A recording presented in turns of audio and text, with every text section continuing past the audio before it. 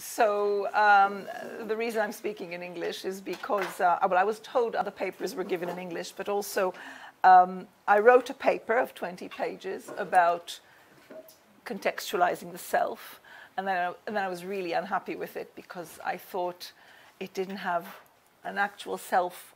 I mean, it doesn't have a text that I actually have worked on really hard.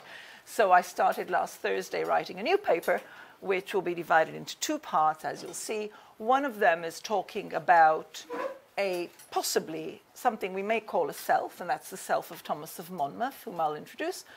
And everything I do to him will then perhaps be interrogated or explained in the second half, which will, in a way, survey the various types of ideas, theories, concepts, influences that have brought me to sitting here and able to talk about him in that particular way. So we will start, and at this point, I'll ask Einat, who's my assistant for the day, to circulate the aforementioned Penguin Classic, but you'll see a picture of it in a minute. So I spent several years with a 12th century monk, Thomas of Monmouth. Well, with the text that he wrote, the Vita et Passio Wilhelmino Vicensis, the life and death of William of Norwich. It is in the course of the project of translation and edition of that text, and hence I was like literally deeply involved with him day in, day out, that I got to know this self. Literally, there was a daily portion, and it felt like a daily relationship. So I came to Thomas because the text he composed is of very great interest and of great horror, and for several reasons. It's the first narrative account that we possess, which provides both a narrative and an internal logic to the story of a child murder committed by Jews, that is, murder of a Christian child.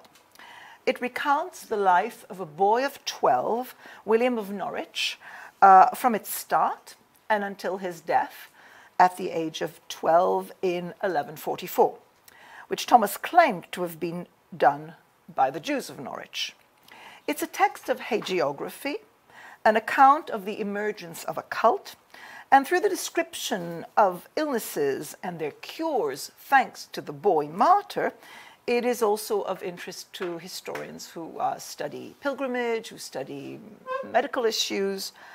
It has survived in this sole manuscript, which was discovered in 1891 and soon brought to the attention of a very eminent medievalist then in Cambridge, M.R. James. And James arranged for Cambridge University Library to purchase this unique manuscript. He identified it, and then he got them to purchase it. And there it is in the Cambridge University Library, where I was able to go and study it day in, day out. He also made his discovery known to a retired cleric by the name of Augustus Jessup, who was an expert in local Norfolk history.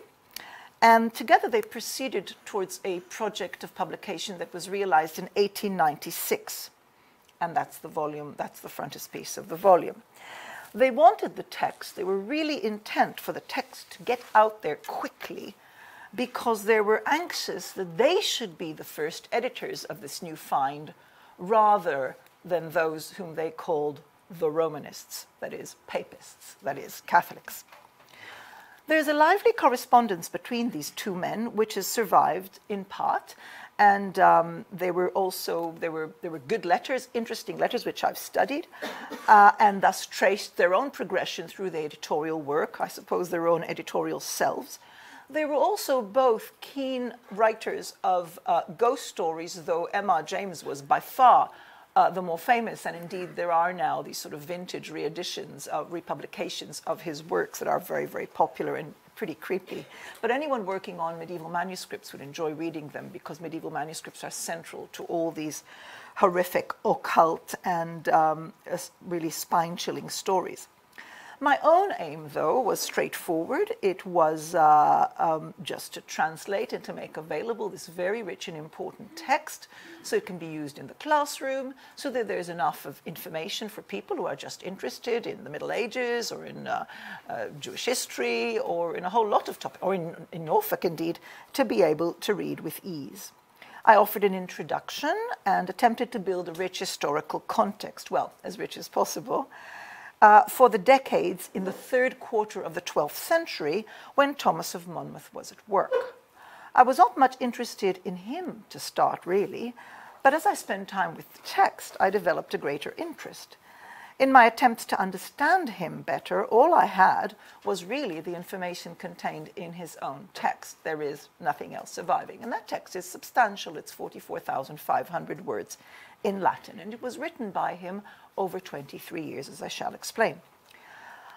I also, so in the work of building the context, I marshaled, and perhaps getting to know him better, I marshaled everything I could learn about the goings-on in the world of 12th century monasticism in Europe and in England, on monastic education, its regional qualities, the regional qualities of South Wales, because his name, Thomas of Monmouth, means that he came from Monmouth, from South Wales, and where there was a very distinctive Southern Welsh monastic culture, and of course embedding all of this within Norwich and Norfolk, and I'll just remind you where they are. So on the left, you see East Anglia, with Norfolk there, the county at the north.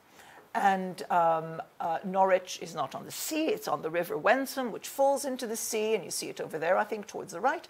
And at the bottom right, you will see the structure of the city. And if you look at the map that's on the right, you will see three, sorry, I can't get up and show you, I'm supposed to sit and not move because of the filming. You see that there are three elements, three parts in that city. The middle one is the castle, the one to the left is the sort of new Norman settlement, and the one far to the right is the cathedral, which is also a new arrival. So all this is really the setting for understanding better the life, death, and afterlife of the boy William, and the lives of his admirers as well as his detractors, but also for the purpose of this encounter, I've thought much more about Thomas of Monmouth himself. So as mentioned, my work unfolded in dialogue with these Victorian, Edwardian, scholarly Anglican clergymen who first discovered and studied the text, and thus also Thomas himself. And they had really rather strong opinions about the author in that sense. They really thought they got to know him, and thus were able to judge him. Especially Jessup, who was charged with the translation, that was his part of this collaborative project. So he worked, like I did later, he worked daily with the text, and he was quite vociferous in his letters about what he thought about Thomas. In March 1894, he said, "It's a horrible long business, this, and this monumentensis," that's the genitive of the name, "is such a scoundrel." And he described him in a later letter, a few months later, a bit of a scoundrel, at any rate, half knave, half fool, and altogether a visionary. And it's interesting that they built up this head of steam of disapproval of Thomas, because it fits in very neatly with this attitude that the editors had, which is the way in which they absolutely distant themselves from these excesses of anti-Jewish feeling, which his text describes and expresses, because, of course, they were Protestants of the late 19th century, so that strange medieval world of, and they call it superstition and legend and so on, is, of course, nothing to do with them. So following the edition of 1896, this text wasn't much studied or used really, but it was out there. And it was really just rediscovered, as I hinted, in the 1970s, in the course of a sort of resurgence of a social history in general, and people writing about pilgrimage and writing about medicine. So they used to dip into this text in order to find great examples of illnesses and their cures, and obviously various habits along the pilgrimage routes of those who came to see the boy's tomb after he became the subject of a cult. And it's only in the 1980s that Thomas himself becomes a subject of interest and perhaps emerges as a self. And that is thanks to the work of a really rather wonderful medieval historian, Gavin Langmuir, who was a historian of Capetian France. And through various routes, he started writing about Jewish Christian subjects. And he wrote this article in Speculum called Thomas of Monmouth, Detector of Ritual Murder. And the word detector is used advisedly. That is, he really saw in him someone out there, you know, to find the truth, interrogating. He tried in a rather whimsical way also to connect it to the genre of detective literature that's very English, and to say, you know, was Thomas of Monmouth the first sort of in the line that gave us Agatha Christie and Dorothy L. Sayers and so on. But what is right about Langmuir is an excellent historian. The article is a very good one. And what he tries to show is that Thomas sort of found a reason for being, a project in life, through the work on excavating this case of a boy killed allegedly by the Jews, and yet the Jews weren't punished. The boy was left in 1144, just uncelebrated, unremembered as a martyr. There's no cult to him. And in 1150, when Thomas of Monmouth arrives in Norwich and joins the Norwich Cathedral Priory, this was all about to change. So before we delve into all of this, just a word about the text's structure and its textual environment. For these tell us, of course, about the importance and the orientation of its author. This Nachleben does as much as the text itself. So the life and passion of William of Norwich, which the writing of which began in 1150, is actually known to us in that manuscript that I showed you, which was copied out around 1200. And it exists in a manuscript that contains 8 parts. This is the one and the first in this collection. And all those texts are associated with new hagiographies of the 12th century. Not old ones, not known saints, but sort of new saints or new exemplary lives. And since it's the 12th century, you're not surprised that it also that it has a lot of people who were exemplary for simple living, various forms of poverty, and quite sort of modest people, modest in origins, that is, not great monks and bishops and like so many of the early medieval saints were. So it's not surprising also, therefore, since it's 12th century, that quite a few of these characters who are described in the other parts of the manuscript are, in fact, with some sort of Cistercian connection. And to remind those who aren't medievalists that the Cistercian order was created in the very last years of the 11th century, and it was one of the great success stories of the 12th century, really spreading as an order of hundreds and hundreds of houses throughout Europe. And with its distinctive style of austerity and poverty. But because it was an order, materials and news circulated very, very fast within it. So if you got into this Cistercian network, news about you would move around quite quickly and effectively. And that's exactly what happened to our story. Because the manuscript we have, the one copied around 1200, which you saw a minute ago, was in fact produced in a Cistercian house. That's one of the things I've been able to establish on paleographical grounds. So what I'm saying is that although Thomas of Monmouth was part of a sort of old-fashioned Benedictine cathedral priory in Norwich, in fact what he wrote received its reception most effectively in quite different circles, and those circles were also instrumental in getting the story of Jewish child murder, that is, child murder at the hands of Jews, to audiences on the continent, where indeed the story had much more of a sort of, had a much more eager and long-standing reception than in England. So like all 12th century writers, Thomas was schooled in classical rhetoric, and so he opens his writing with a prologue, which was also a dedication to the then Bishop of Norwich. And this prologue, all the hallmarks of the tradition, protestations of humility in the face of the task at hand, the claim that he was forced, he never really dared to write it, but he was forced by the other monks in the cathedral priory, and of course begging forgiveness In advance, since the work was bound to fail, to fall short of expectations and have all sorts of errors and mistakes, the prologue teaches us that Thomas was well schooled then in these Latin writing conventions, and that he was embedded in the monastic environment to which he was now a new arrival in 1150.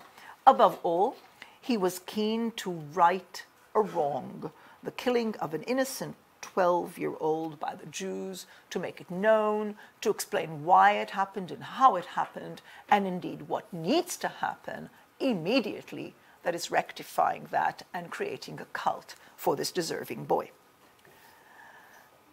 But even his conventional prologue does more to establish Thomas's personality than those protestations would first suggest.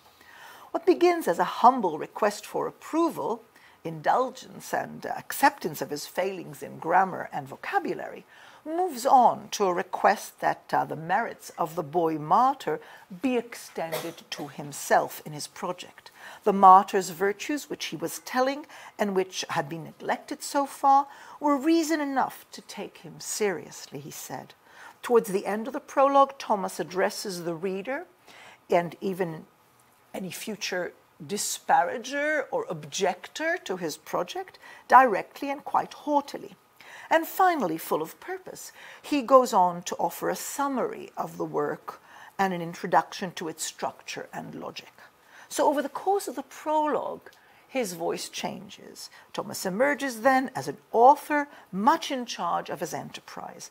And when he does cite authorities in support of his project, they are widely known and highly authoritative, nothing less than Horace and Virgil and Augustine and Jerome. He moves on then to Book 1, and here Thomas gets right down to hagiographical purpose, moving from classical prologue mode to the medieval hagiographical. Convention dictated that the circumstances of the saint's death and early childhood be told, and often there are intimations of the holiness even before their mother conceives, and so it was here indeed.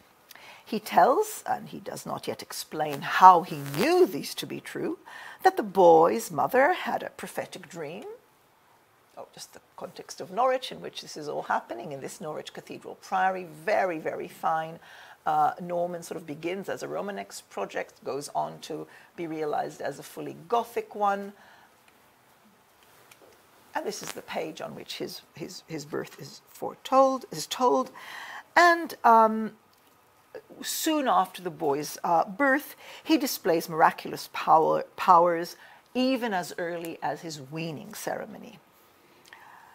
All this is told in delicate detail with attention to family life, to the rural environment from which the boy hailed, and it's marked with invocations about the workings of God's will at every step. As the conscientious editor, here I inserted myself, offering details about William's birthplace. So, for example, I can tell you that this is the village of Havringland, where the boy was supposed to have been born, and a visit also showed that even until the 18th century, there were still remnants, physical remnants of relics that were associated with his early life, not relics of his body, but relics associated with the miracles that he worked even as a little boy and locally. I don't know if Thomas ever visited it, but I definitely did. The action next moves to the city of Norwich, to which the boy was sent at the age of 7 to learn the craft of leatherwork, to become indeed an apprentice skinner, moving from country home and its security to dangerous city. As a growing boy, William showed signs of devotion uncommon in a child of his age. Frequent fasting, quick learning of letters, and incessant prayer. He also had nimble fingers and was assiduous at his work as an emergent skinner. And here his fate meets that of the Jews, for we are told that he worked for them, that the Jews, because he was cheap, and Thomas admits, maybe because also he was nimble and good at his work, they hired him to mend their mantles and furs and cloaks that they received as surety against loans that they gave out. So enter the Jews and their knowledge of this boy, an absolutely crucial link for Thomas to establish in order for the story to progress to its more violent, imagined next stage. So when in 1144, through very complex machinations that were imagined as controlling the activities of a Europe-wide Jewish conspiracy to annually kill a Christian child, when in 1144 the lot fell upon the people of England to produce this enormity, and on the people of Norwich within England, there is already the background. The Jews of Norwich know about this pious boy. So as Lent develops and goes into Holy Week leading up to Easter, they have a plan. They send an emissary. They send someone pretending to offer the boy a good work during the days of these holy days, and to be a cook in the archdeacon's kitchen, and helping in the kitchen with all the food and the hubbub, one imagines. The boy was really attracted. Even this very pious boy, we are told, was really attracted to have the job. But, of course, for the holidays, you're expected to go home. And here we have the most extraordinary set piece, because this emissary and the boy William, Thomas tells us, had to go into the village to meet the boy's now widowed mother and to convince her to let the boy spend the holiday not with her, but in this type of rather promising employment, but far from her home. So, of course, mother does not agree. And they go there and they try to convince her, and she says no. And Thomas claims that she says no because she wants the boy at home, but she also says no because something in her entrails, something in her viscera, something inside her sort of tells her this is not right. And here we find Thomas really in his particularly inventive. So let us meet him as an author here for the first time. He tells a fable-like, extremely carefully patterned tug of war over the boy. Now the traitor, that's the emissary, then the mother. He begs, she refuses. He begs, but only to fail. She refuses, lest she may lose him. He claims to be the archdeacon's cook, but she does not believe at all. Between her and him, as between a sheep and a wolf, who first would you think the strongest in the fight over the third, that is the third in the middle? The lamb. The lamb was in the middle, the sheep on one side, the wolf on the other. The wolf stands in order to tear and devour. The sheep stands forth to rescue and save. And look at the brilliant constructions of these sentences with their two sides and the boy. She does ultimately get convinced. But just to show you that to talk about sheep and wolves and lambs is not nothing in this society. There's a tremendous obsession, of course, with, you get this in bestiaries quite a lot, the description. So he takes something, and we have, this is not I thought to start it might be a classical fable, but it isn't. But he develops it in this particular way, very dramatically. Ultimately, though, the mother, through her fickleness and being paid 3, not 30 coins of silver, she lets the boy go. So here we see the movement of Thomas into something creative, unexpected. You have a sense that he is moving into a different register from the earlier reporting in the hagiographical mode. With the boy in place then, situated now, as he's not taken, of course, to any archdeacon's kitchen, he's taken to the house of a leading Jew, Eleazar, Thomas's most creative moment arrives, an even more creative moment than the one we just saw. Because here is the first telling of the intentional killing of a Christian boy by Jews, and its model is no less than Christ's crucifixion itself. Torment we have here, pricking with sharp objects, and finally hanging unto death, all done by cruel, mocking, shaming protagonists. For all the biblical echoes, it is a true moment of invention. The form of torture as well, which is used and which we'll read in a minute, the form of torture that Thomas of Monmouth chooses in order to show how cruel were the Jews towards the boy, is rather unheard of, and I'd only be absolutely delighted if somebody in this room knew something about it. It's torture by rope, by knotted rope, you will see in a minute, onto the now shaven head of the boy. of course, in patterns of 5 as well, invoking Christ's wounds. They concentrate on the pain, especially around the head area, exactly like in the imagining of the Christian story. So here Thomas really gets into full flow. And this is where he has nothing to build on at all.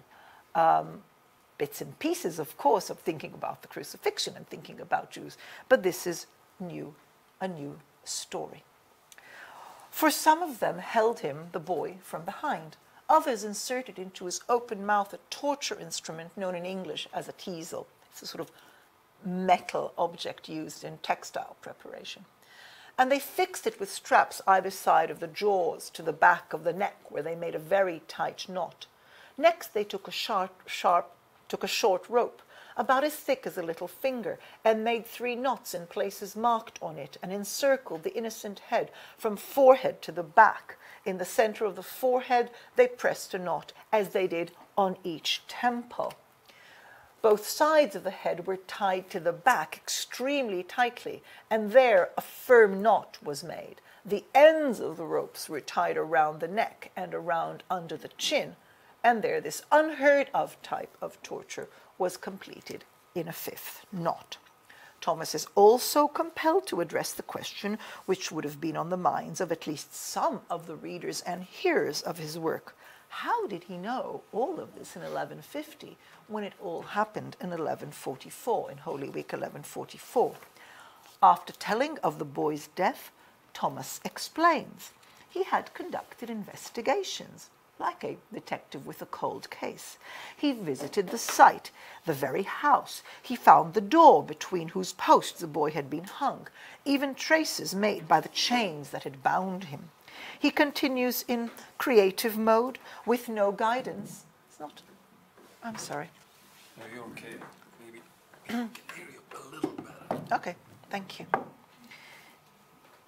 He continued in creative mode, with no guidance from previous tales, hence particularly inventive. In the next chapter, where he imagines a debate between the Jews after having killed the boy, what do we now do with the body? And I encourage you at some point to read the text. It's a very, very interesting discussion. He's hearing Jewish voices trying to imagine how Jews conduct their consultations.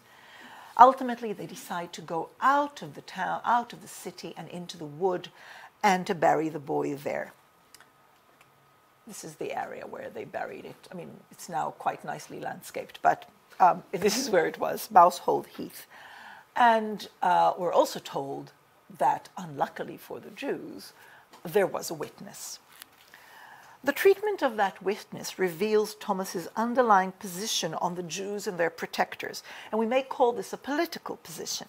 For like many other writers about Jews and their alleged crimes, Thomas associated Jews with the power and protection of kings and their servants. So it is with the Sheriff of Norwich, who is portrayed as a bribed protector of the Jews and an agent of their arch-patron, the King of England. Even in 1144, which is in the middle of a civil war in England, the sheriff is a crucial figure in the story. And that sheriff coerces the witness who saw the burial in the wood never to speak, to keep silent, until that man's deathbed confession to a priest many years later, information that is brought to Thomas and adds to the unfolding and strengthening of his case against the Jews. So after the feat of inventing the killing of a child by Jews, the creation of a new and powerful tale about Jewish action against a Christian child, Thomas moves on to another mode of telling. After the boy's death, which he had to recreate and invent, he moves to telling events which he might have heard as part of the sort of local knowledge, local public knowledge that was circulating in Norwich around Easter time, once the boy's body was found, because the boy's body was found on Monday after Easter, and that put into motion, we are told, a whole lot of actions, particularly the family of the boy, who claimed that from looking at the body, they could see that he had been killed. It was no ordinary death, it was no accident, he was killed by the Jews. And moreover, the signs of special lights and miraculous emanations around the body in the way of fantastic smells and so on also confirmed this was no ordinary death. This was a particularly meritorious one, and that the Jews were the guilty party. So what we have in the next stage in the telling is Thomas perhaps recounting rumors about this story that were still alive in Norwich when he arrived there in 1150. So it's not hagiography, it's not creativity, it's more a bit like journalism, sort of people telling you stuff and trying to piece it sort of together. And indeed, the family approached the bishop with their claim about what had been done to the member of to their son or to their nephew, and the bishop did the right thing. The bishop summoned the sheriff, and the sheriff says, "Look, there's no evidence. I mean, this is ridiculous." And he took them in for protection in the castle of Norwich, which is now a heritage centre, but for many, many years was a prison. So the book ends then with the burial of the boy, not with great pomp as the family had hoped for, but with some degree of attention. The Bishop of Norwich allowed them to bury the boy in the monks' cemetery, which you'll see is to the right, and that is the south of the chancel. That's the top of this map here, as you look at it. So Thomas of Monmouth is able to end his book 1 with the boy's burial and with an intimation of what's to come, because a rose planted at the foot of the tomb bloomed miraculously even during storms and well into the winter. So we get here a sense of what's coming, the vindication of the story. And that is indeed the subject of his book 2 as he moves to it. Thomas moves into a quite different mode yet again. Because if he was reporting and doing reportage towards the end of book 1, and he ends it with a story, which he says, of the blooming rose, that must convince anyone who's doubtful, surely cannot remain doubtful about the boy's merits once they hear about the blooming rose. In book 2, he truly takes on all those who might doubt or disparage his narrative. So he's really in polemical mode now in book 2. And he also turned to the whole Christian universe in his explanations. He explains, he imagines detractors who might say, but it's all very well, but he's only a local little boy from Norwich. Nobody's heard of him in Greece or in Palestine. And he says, and do you really think that St. Cuthbert of Durham is known in Palestine or Greece? So what I mean to say is he's taking on more. It's become now an issue of establishing to the Church Universal that there's something very serious going on here. And it's a powerful book of polemic and invective. Again, Thomas, in yet another one of his rhetorical moods, perhaps one of his selves. Here Thomas then is moving from narration to polemic very effectively. And he continues emphasizing the fact that there is a Jewish plan. It is indeed in this book too that he also recounts the full conspiracy, that every year in Narbonne the heads of the Jews get together and throw a dice or decide which country, as I mentioned, will do the deed. So this is where he's explaining it. So he's definitely extended his extent in his vision from little Norwich and maybe the wood outside it into the Christian world, the economy, the whole Christian world.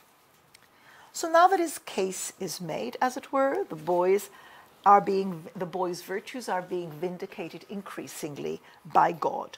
And Thomas has to move now and establish the cult in Norwich Cathedral Priory, his now new home.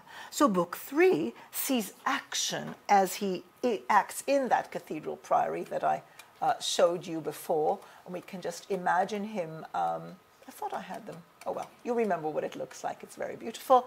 And we have that sort of typical cloister going on, and we can just imagine him sort of swishing through in his black habit, sort of rushing about the place, giving people instructions, very busy. He's a man with a mission. He's an administrator. He tells a great deal about, he organizes the transfer of the boy's body from the tomb outside the cathedral, into the cathedral. He gets workers, he gets stonemasons, he organizes it, and when the first burial place is too small to contain all the pilgrims, he sees to it that it's moving on. So in this book 3, he's very much a man making the cult happen.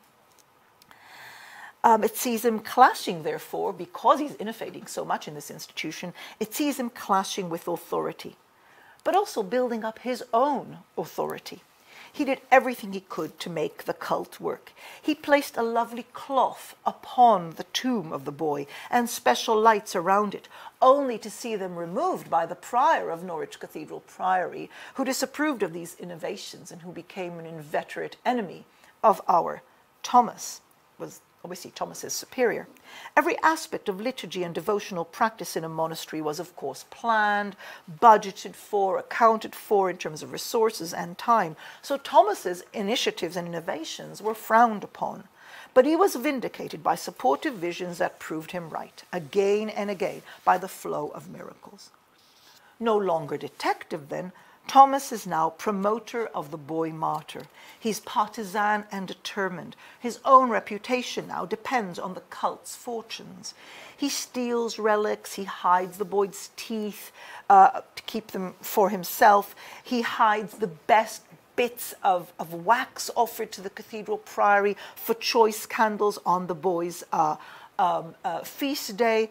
He curries favor with prominent individuals interested in the cult. He made it all happen. Indeed, he starts calling himself, referring to himself as the boy's secretarius. And the mere word secretary doesn't quite convey the fullness of that term, which is also something about the keeper of secrets, you know, the person very much in the know about all of this. And he was clearly the go-to man in everything that pertained to the growing cult of William of Norwich, be it signs of cures, directions for practice. He may even have been involved in the creation of the liturgy for the boys' feast day in March, which is which is known to us only from this 13th century liturgical manuscript from the priory, obviously later, but it's very possible, because so was the custom, that actually the lections, the readings for the boys' feast day, different century, were actually taken sections from the text that Thomas wrote. The last 4 books then, 4, 5, 6, 7, were written over a period of some 20 years in stops and starts. They describe over 100 miracles of cure and transformation worked by the boy martyr's tomb, at his tomb, or by appeal to him from a distance through prayer. Most of the beneficiaries were modest men and women, and many children, from villages close to Norwich. Indeed, many of them were inhabitants of the manors that were owned by Norwich Cathedral Priory, hence the contact in terms of communication and information. The exciting, contentious, creative, inventive, and for a while quite successful stage of Thomas's life and work, a stage we may call charismatic, now ceded to, in these chapters 4 to 7, to the routine of a minor cult in the provinces, one soon eclipsed by the arrival in 1170 to Norwich Cathedral Priory of a much more promising and prominent relic cult, that of the Holy Blood. There are some hints of Thomas's mood in these sections, these later sections. The dated miracles indicate that there were real gaps between his reporting and his writing, between miracles and the happening of miracles to report. Several accounts open plangently by him as he complains, regretting the loss of interest in William's cult and the danger that William's name might be altogether forgotten. Yet all this was averted for a while with the occurrence of every new feast, every new wonder which he reports. Another new feature in this later part of his work is that the cult receives some sort of modest renommée in England and abroad. So we find that William knowledge is created not just by and around Thomas himself, Secretarius, but also in other places where news of William has reached, or where a text about William has reached. And it took place there, but people were often quite conscientious about reporting to this sort of home station, the mother the mother lode, as it were, and that's how Thomas gets news about these new occurrences in the cult of William. 1173 marks the last of these miracles, the end of Thomas's work, perhaps of his life, and definitely the last chance for us to glimpse into his self. So I began, as I explained, with a figure that none of you need to think about again after today, but it's a good testing ground, I think, for the type of reflections which underpin my coming here and my talking to you. That is, thoughts which, and I'm very grateful to the fact that I had the opportunity to think them through. For we humanities scholars confront the issue of the self often, almost unceasingly, and we should be grateful for occasions to think about it collectively in focused conversation. So I hope I'm right in saying that for most of the 20th century, the most interesting approaches to people in the past, to studying people in the past, emerge within methodologies that in fact put the person within the context of great collectivities, and be it the sociology of Durkheim or the psychoanalysis of Freud, and through the anthropologies of Geertz or the linguistic textualities of Derrida, and definitely the social vision of Foucault. The search for the self is always, and what historians have taken from it, has been an essentially, dare I say, social search within class, within community, within traditions, caught up in webs of language, or even in structures of the psyche. Anyone who has followed these conversations has confronted the dilemmas of self and society, individual and collectivity, structure, event, and change. We wonder, how does one account for cultural embeddedness on the one hand, and yet our ability to communicate and understand each other given the radical existential separateness of each and every one of us? The hegemony of communitarian and collectivist ideologies then, alongside materialist ones for most of the last century, vied with disciplines that favored a more liberal individualist type of emphasis, areas of the law, areas of philosophy and economics, especially towards the end of that century. It is at the meeting of history and philosophy that an historical approach to individual thought and action, which is, I think, still going strong. I mean, he is definitely my colleague across the corridor and still going strong. And that is in the work thought through by Quentin Skinner from his Cambridge days in the 1960s and until now. As many of you know, Skinner studied political thinkers, notably Machiavelli, Hobbes, more recently Shakespeare, and distinctively through a method of intense contextualization. That is, although a linear tradition of reading of a canon of texts of political thought can be marked out from antiquity to any point since, a meaningfully historical engagement with the texts of political thought, he suggested, can occur only through the understanding of the immediate context of their production. Skinner's approach to individuals who wrote in the past is premised on deep linguistic and conceptual contextualization. That is to say, with a writer, say, like Machiavelli, he would attend very carefully not only to the texts that he read, not only to the texts that were produced in Florence in his day, but very carefully indeed to the use of terms like tyranny or fear or virtue, which must be understood through the meanings of those terms in Florence in his time. And if we are lucky, we might discern the ways in which he perhaps inflected them in new and important ways. How is this to do then with the self, this hyper-contextualization? Well, it is only that Skinner would claim that against such highly structured situations, linguistic, social, and political, that an author can truly be encountered, that his, and he deals really always with male writers, that's beginning to change now in the history of political thought, but it's still very, very inflected in that way, that his intention and creativity of that writer on political thought, the self, can be seen in action, actually in moments of emergence, of intent creativity or innovation or elocution that arise from this deeply contextualized setting. And here Skinner, of course, borrowed from philosopher Austin the term of speech act. Skinner believed, indeed believes, that he can discern that moment of unique choice. He is not, he's quite happy to use the word intention of moral action that allows the individual to emerge as an agent.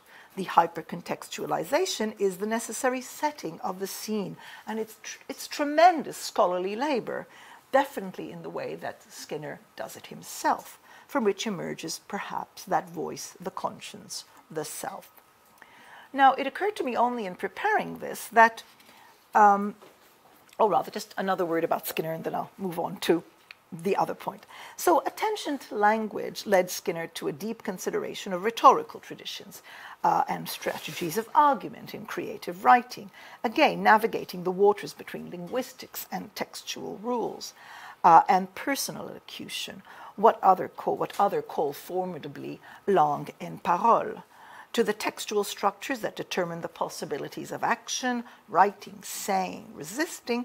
We should also add intertextuality, the ways in which any form of writing, and as we've already seen this in Thomas of Monmouth himself, any type of writing invokes, exploits, mimics, glosses, and recites others. And just as an aside, I find very helpful, although my attempts to make this a current term of usage have utterly failed, I, in my mind, like thinking of intervisuality as well, as the sort of images invoke each other in ways that texts do as well. Yet Skinner seeks to keep in balance the intention, and social historians will call it agency, of the author as against all these determining possibilities. And he does so by discerning acts of creativity, subtle changes in usage, even innovation in the use of inherited concepts by his chosen writers. Now, it strikes me that just a little bit after him, not much after, just even less than a decade, the late 60s and early 70s, another innovative scholar was occupied with context, though his name is not often combined with that of Skinner, and that is Stephen Greenblatt. His new historicism was announced in 1982 as a term, but really for a decade or so before, he was already seeking to break with the formalist procedures that govern the reading of literary texts, and of course, Shakespeare was his big thing. Formalists see poetry as belonging to a universal realm of human creativity, floating in an atemporal space, to be understood as relating to other great works more than it did to the mundane city streets or village lanes in the places they were composed. Greenblatt insisted on the utter permeability between history and the literary. He sought to contextualize by reading Shakespeare's plays, for example, against other contemporary texts of the period, which seemed to exist in affinity. These could be religious tracts, sermons on marriage, writings on magic. It was a capacious array of readings that he did and that he suggested, which gave a great deal of social grounding and allowed issues of class and gender and later race to be apprehended as part of the making of poetry, even beyond the poet's intention. It was a claim that poetry is poetry, but it is not just poetry. Compared to Skinner, the link between context to the way Greenblatt did context was definitely looser, less systematic perhaps, but I think that they were thinking really in parallel here, and it's worth noting that. Now, this commitment that Greenblatt was expounding to expand the social context of poetry was, of course, and to make that serve any analytical approach to any work, existed in parallel, of course, with the practices of the emergent, then new social history.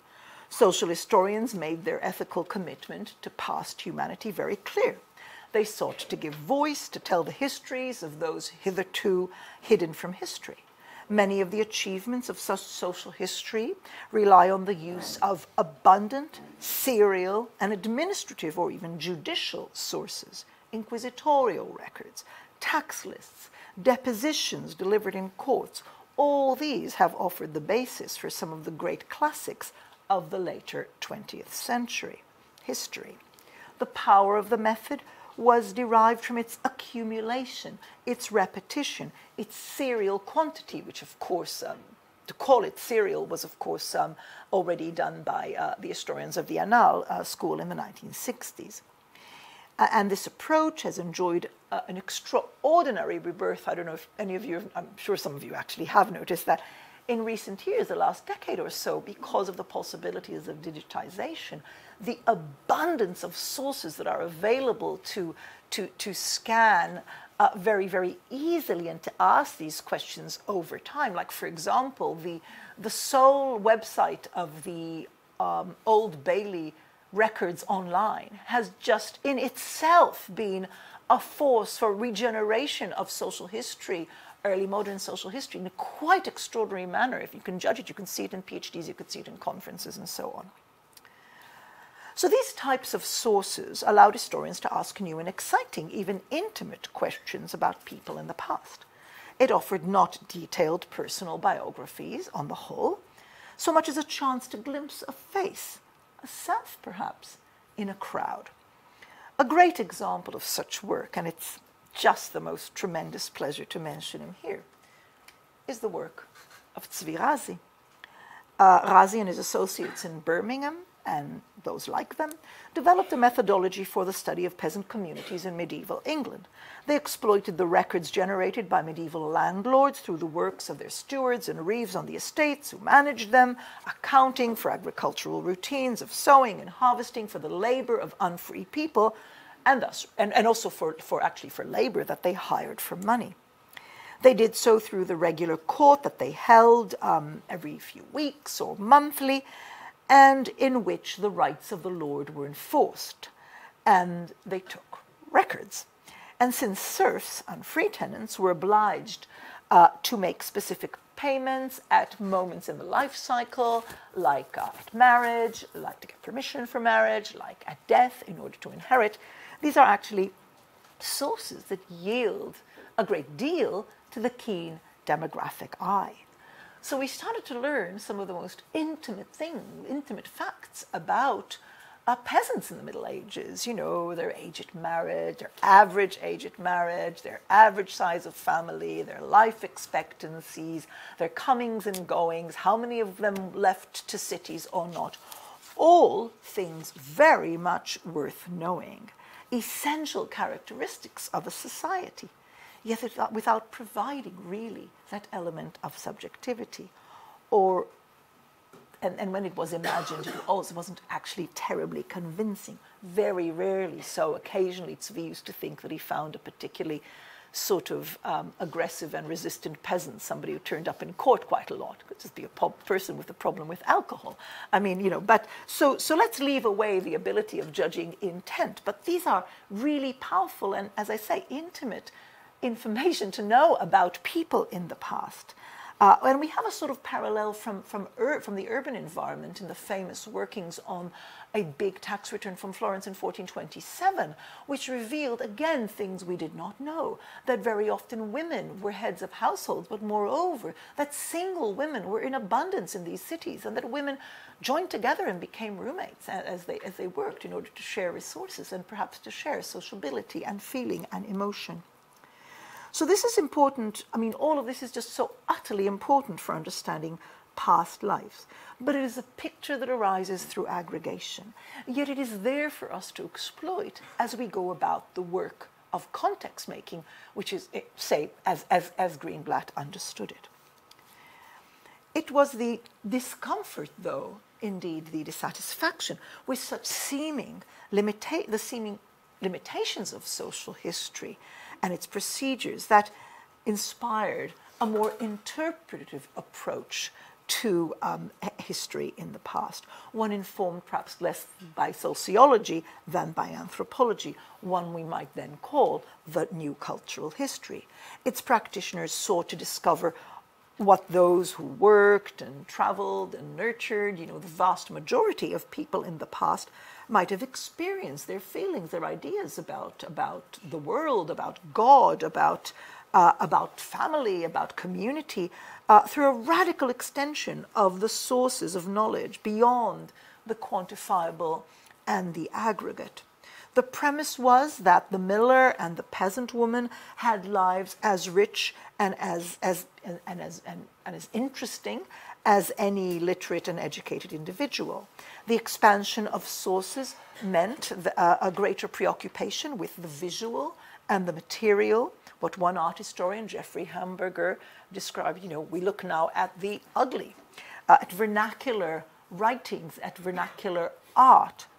Cultural historians discerned creativity and appropriation by those previously considered to be mere recipients of culture, religion, politics. And this move coincided with the vast strides of the history of women and gender, so it has given us a large number of studies of women, indeed, often emergent from their own authored texts. Now, religious writings, a sort of thing that Aviad and I and several other people in this room are interested in, offered a particularly rich terrain. Some individuals inhabited this world with a particular vivacity, let us say, and they are the ones who have often left us sources for study. And just some of these studies of single authors, we can think of the study of Hildegard of Bingen here, the studies of Marjorie Kemp, and we have emergent experts on Marjorie Kemp in the room as well, or of Mechtild of Magdeburg, Catherine of Siena, so many others. And it's a certain type of operation that became very common in the 1990s, these types of deep explorations of an author through an authored religious text. Yet even as these projects celebrated the possibility of voice was the dominant term when it came to the exciting work of discovering a woman from the past, finding a medieval woman, not a queen, and listening to her ideas about religion, getting to know herself as she expressed intimate experiences, often in intimate detail about her body and her feelings. All of this was, of course, very interesting and good. But as such studies attempted to get to know the author through the text, they also offered context about the sort of context that the social history reveals about their families they came from, the expectations of marriage, which they rejected, and the workings of the production of texts. So cultural historians became very, very clever in discerning the trails of the production of texts, of the dissemination of texts, of how texts came to be what they are. And, of course, therefore also aware of intertextuality. And Aviad Kleinbill's first book, Prophets in Their Own Country of 1992, attended to the ways in which such authors' writings and the memories of them were often co-produced with confessors and religious guides and definitely edited and made available to the world thanks to the efforts of others. So, where is the author in all of this? Where is the self? In the very same year, Anne L. Clark, that is 1992, published her own book on Elizabeth of Schönau, a 12th century German nun who has left us her visions, fervent, engaged with their political and religious context. Clark was one of the first in such studies to consider seriously the role of Elizabeth, of the person who wrote them down, but who is kin, in this case a brother, Eckhard, who chose to forego what would have been for him a great high career in the church in order to stay in Schönau and to be his sister's secretary, to be her sister's promoter. Where does Elizabeth end and Eckhard begin? Now, this might seem a very easy question to ask now, but in the 90s it wasn't an easy question to ask because so great an attachment and celebration was there of the delight of finding a female voice. Anything that seemed to detract from its authenticity, which wasn't a popular move. I think Anne Clark did it rather well. The relationship between author and the textual environment they lived and operated takes us back somewhat to the problems of context and intention, which so animated Skinner. The early 15th century mystic, Marjorie Kemp, mother of 14, Brewster and businesswoman, and many-time pilgrim, is the author of what is claimed to be the first autobiography in the English language. She dictated her experiences, first to her son, then to a priest, over years.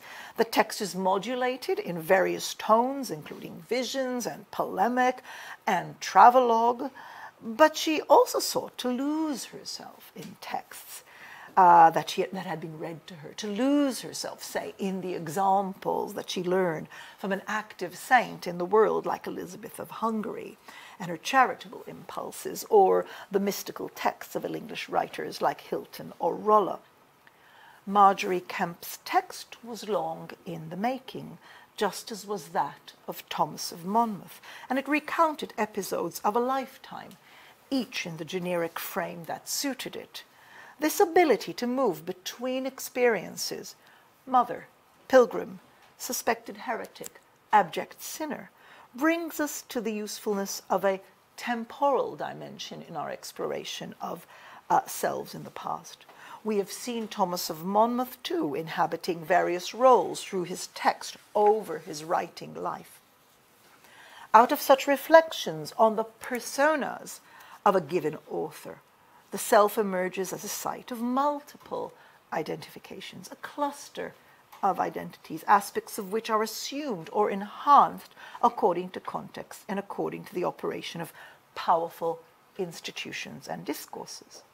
In very more recent years, and coming out of the fertile field of political and activist circles of American women, feminists of color, we consider intersection, that is, intersectionality is not a very elegant word, as a different form, as a way of thinking of the self as being produced and affected by a whole series of powerful operations, and race, gender, class, sexual orientation, but very, very strongly tied to those institutions that operate them, and always in embodied selves. The result is not so much performed identity, which has been the sort of direction that Judith Butler has pointed us to, but rather lives and life worlds produced through law, through labor, through policing, coexisting, overlapping operations of power on the soul, enduring body, self. The work of historical analysis here is one which identifies the convergence of these forces in a particular historical institution, say slavery at a particular time, or monasticism in a particular time, and the glimpses they offer of moments of intent action, creativity, and even resistance. And here we end. But how apt remains Marx's dictum at the beginning of the 18th Brumaire.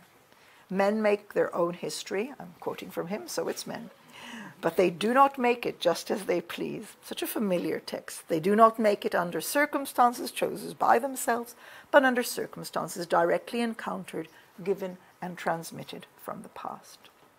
And I would add that they do so with some elements of intention, but also with a great deal that they do not fully understand about themselves, and which sometimes we, yes we, those thinking historically, can understand better than they ever did. Thank you.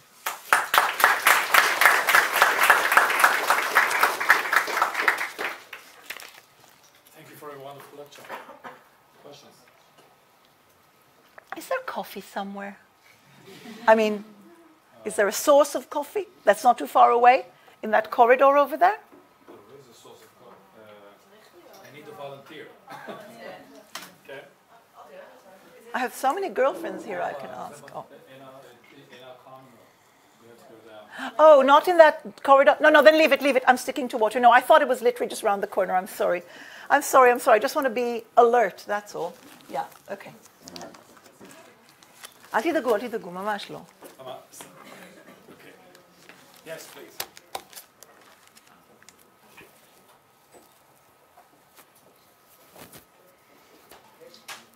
Espresso? תודה, מאמי. Okay. The medievalists are rushing to the breach. Yes. No, you have to take a few minutes to think. Why don't I begin then? So you started with Thomas, and then you gave us this wonderful survey of how contemporary historians deal with the self, or deal with the problem of the individual within context. What changed in your concept of Thomas from? I mean, you knew about him, I assume, but then you spent a lot of time on him. What changed? I mean, I knew him, but quite frankly, as I suggested, even just preparing this made me think of him in a different way. So I suppose what one of my takeaways is this issue of evolution of the writerly self within a text. And I don't mean evolution in any sort of progressive way. I mean just the way change occurs and how that is embedded in institutions. That is to say, that text which he wrote, even its different books, do different work because his own situation in the world. First, it's a newcomer, then it's a guy who's fighting with institutions, trying to establish something, then it's a guy who operates a certain charisma in the field, then it's a guy who's maybe sitting around and saying, did my project work at all, you know. So I noticed that much more sharply once, thanks to you, I was actually thinking of him as a self. And what was really interesting to me was that dealing, you know, I didn't deal today with the child murder accusation, not really, only in the very minimum that was necessary. But it showed me also. Did we actually got it? Sorry? But no, it's really interesting because while I was doing that edition, I had a sense of mission almost. I had a sense of purpose. I said, this is an important text to get right. It's important that in the classroom, this can be taught, thank you to the, this could be taught responsibly with all the tools that's necessary. Most of my attention was to the product as a product in a history of thinking about Jewish-Christian relations, religious literary endowment, etc. And even though I spent all that time with him, as I said, 4 or 5 years with a monk, I never spent them so intensively until I spent them for you. And then, so the way I built it was to say this is all obviously autobiographical in terms of, I was trying to say, okay, look at what I'm noticing about him. How did my own formation get me here to be able to notice these sort of things? And I was thinking, what did I read? What did I think through? What gave me my tools? I suppose that's it. There's a whole lot that isn't there. I just, chose some of the ones along the way because I think they would be interesting. And I know it's a very diverse group of people. I thought it would be very diverse with people from different periods, different disciplines. So I thought, let's check out some names that people will have engaged with. But I think that's how. So of course, one might say I didn't do my job properly when I did my edition because I should have paid him more attention. But I did what I did. Well, you talk about him as an impresario. Okay, so he's an impresario of William. And he's an impresario in the sense that you showed your guys often to be impresarios. Yeah. So he's an impresario in that sense. He wants to start a new cult, and he's talking about, and he's doing everything he can to help that. But being an impresario, Saint's impresario is not new. This is actually quite old. What is new is being the inventor of a blood libel. What makes him do that? It's not the blood libel yet, quite. Well, okay. It's the child murder thing. Yeah. I think it is institutionally embedded, and it does have to do with that moment of arrival.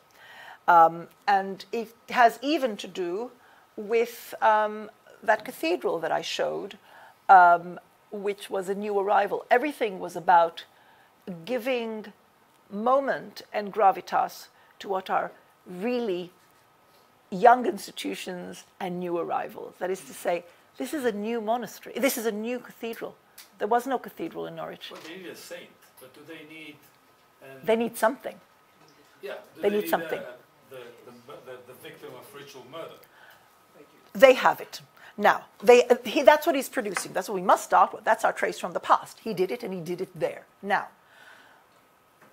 again, the work of contextualization in a simply sort of plodding, absolutely fundamental way was really important, because what I found was that the first bishop, who was the builder of the cathedral, and who was very well connected at court, and who would have been around so that when he arrives in 1150, some of the monks would have known that bishop, would have heard him preach, would have, part of a very living tradition.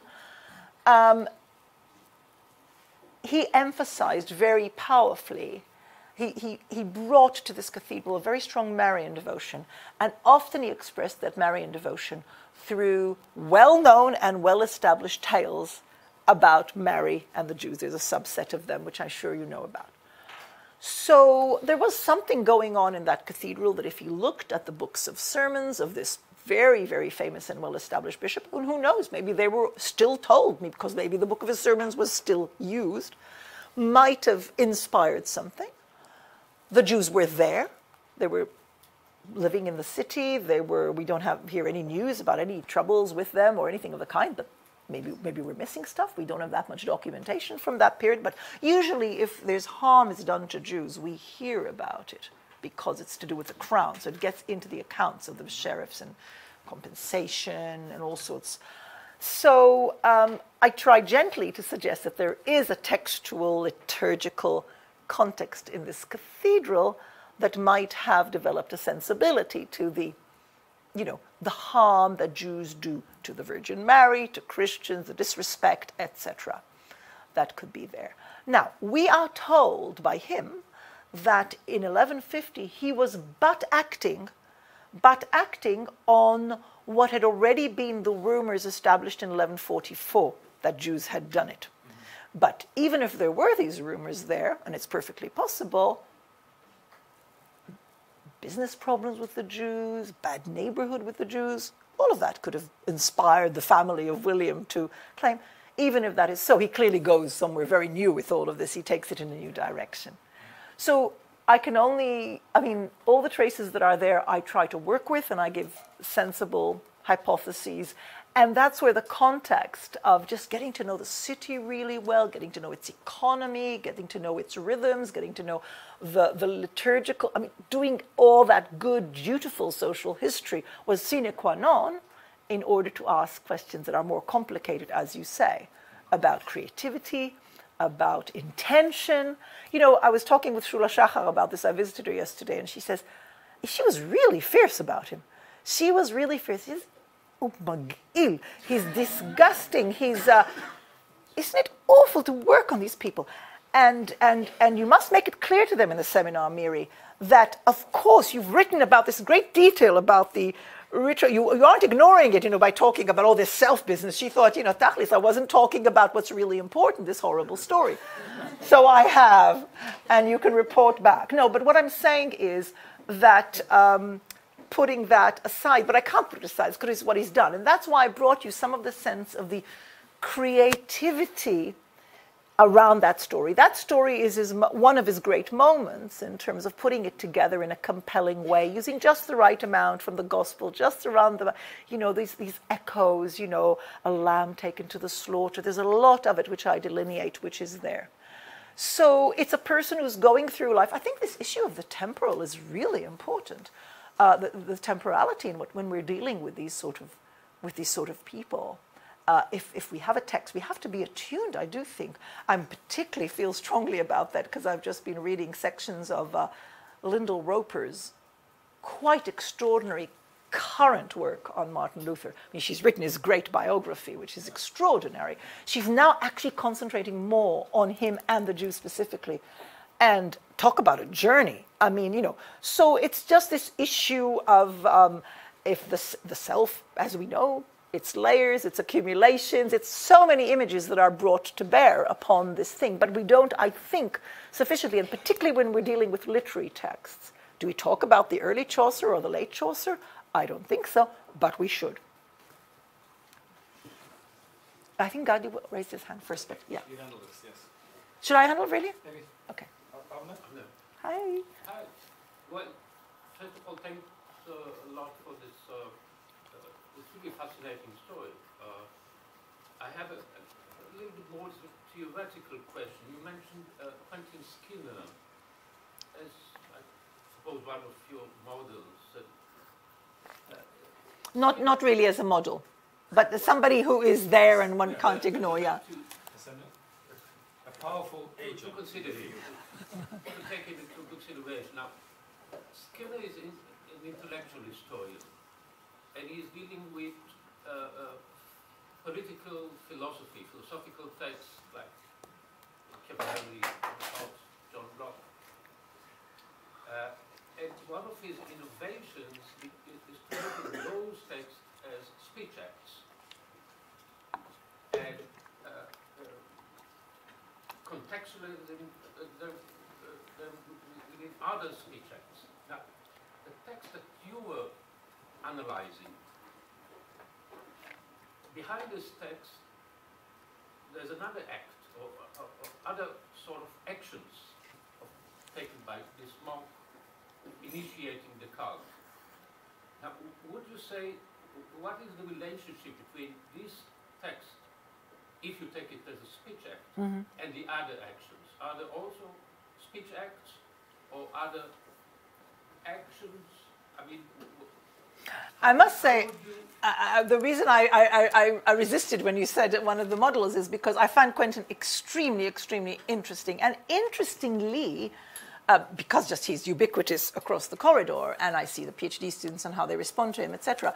It's interesting. He has actually grown over time. I took him at that moment of inception, and I'm not forgetting what you're asking, with that whole preoccupation with Austin and the speech acts and so on.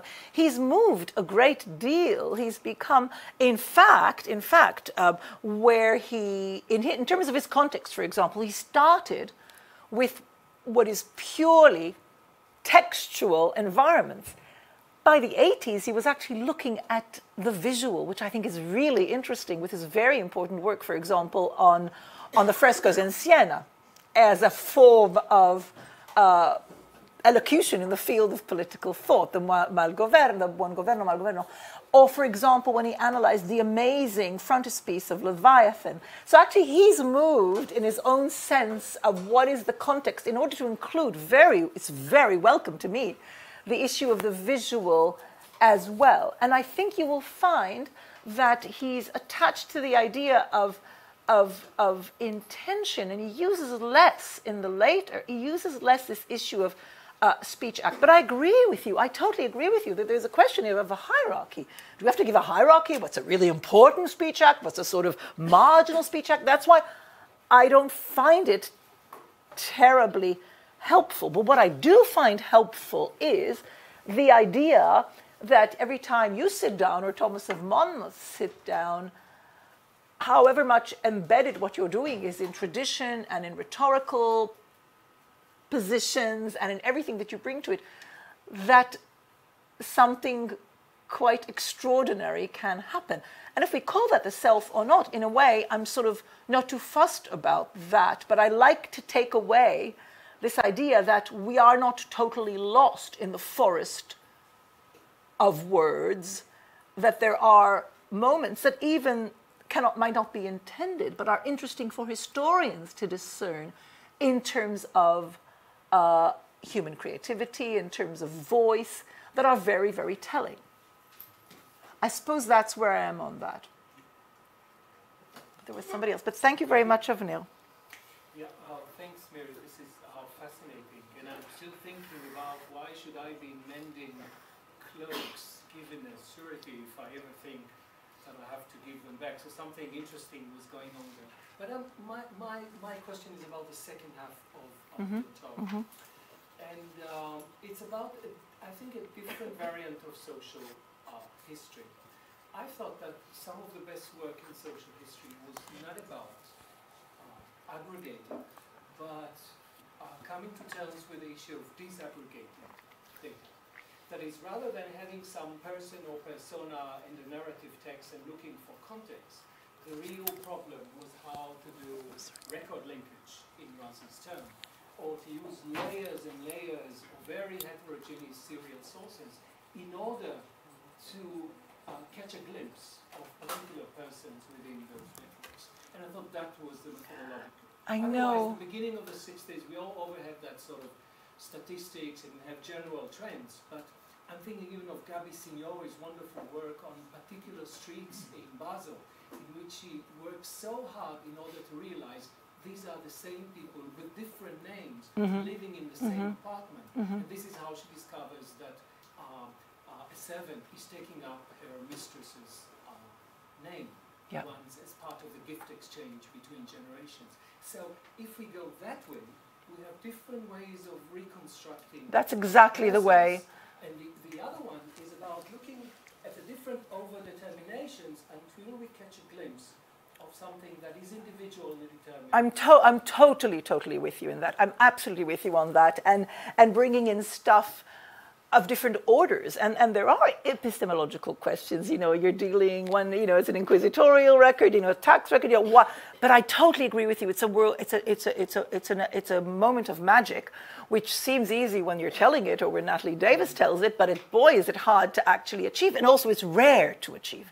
It's rare to achieve that sort of moment of combination. But I would have thought also that even there's some of the problems that beset this endless accumulation of context, a la even Skinner in his ordered way, or the Greenblatt thing, is this still is, you know, the gaps that we don't know until we know, which are possible and open, and we should be open to be corrected. So when Gabi, finds, you know, the something, that crucial thing that she didn't notice because of who she is and what she is, and this isn't a personalized comment, or just it fell from the sky from some, you know, unused part of an archive or something.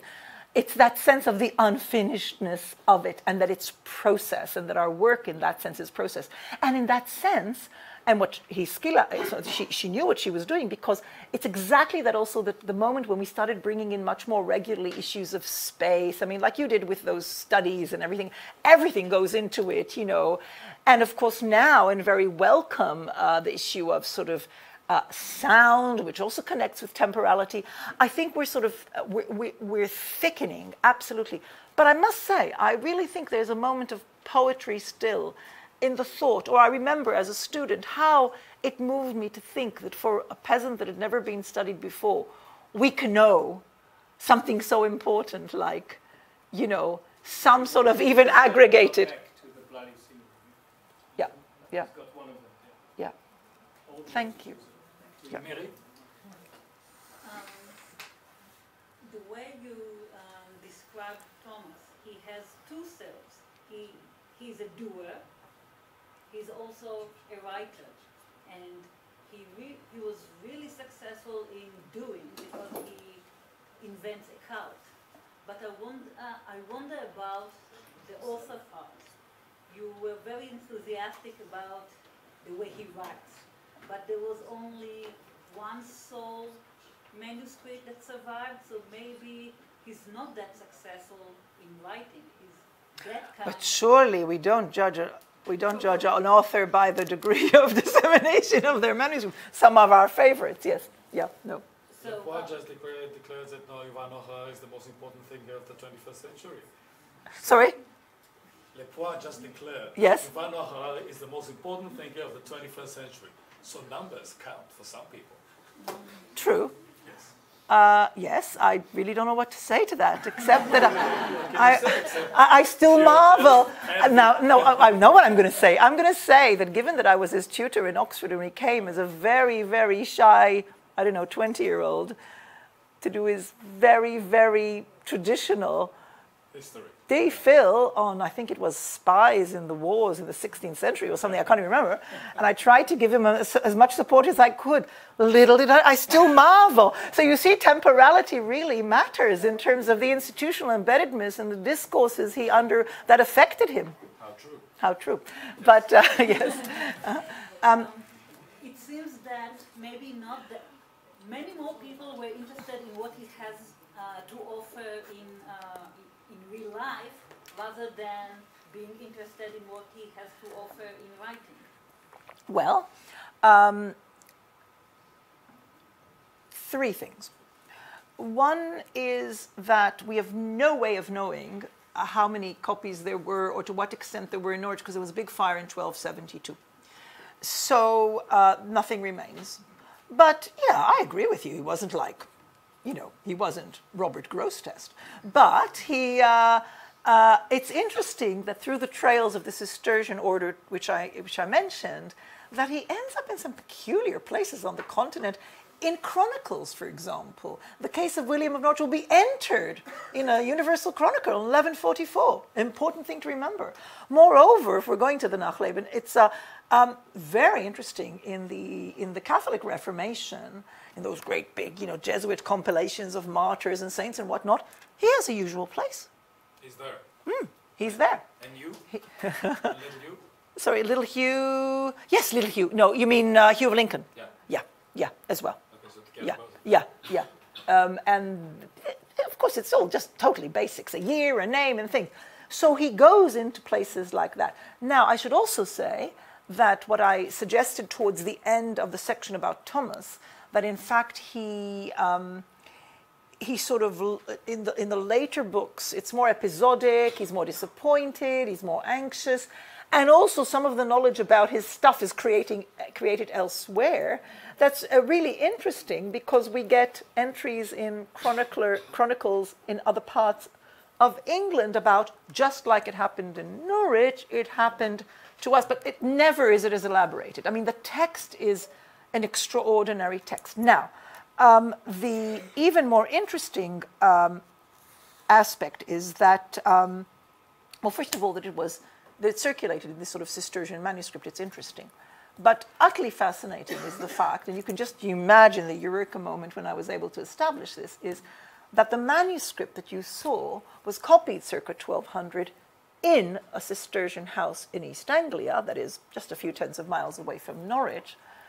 But it's a house that was founded at the death of that sheriff, that Jew-loving sheriff, for the expiation of his sins.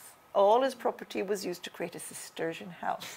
So it's an extraordinary way in which the man who defended the Jews really needed some major act of benefactions to work on his soul in purgatory, sort of thing. So there's that. But that's the aside. But also to say that it may have been used in the liturgy. But yeah, he's not a major. I mean, I must say that when the editor of Penguin said to me, "So what are you doing, Miri, blah, blah?" And I said, "Oh, I'm doing this text, won't interest you, blah." He says, "What do you mean?" I said, "Well, it's just some of this text. It's interesting to me for personal reasons. I think it's fascinating historically, but it's not like Penguin classics." He says, "Oh, you won't like this, Einat." He said, "Oh, these days, we're more like, we publish texts of cultural significance, not just good literature. We publish Marjorie Kemp." So he saw the point that this will be interesting at all sorts of levels. But I agree with you, he's not an amazing writer, not at all. But he does move. I think there are more than one or two. There are quite a few, and this issue of over time sort of is helpful. Thank you.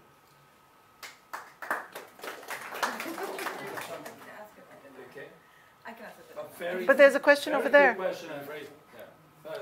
We only get half an hour of discussion? Well, you were supposed to finish 15 minutes earlier. Really?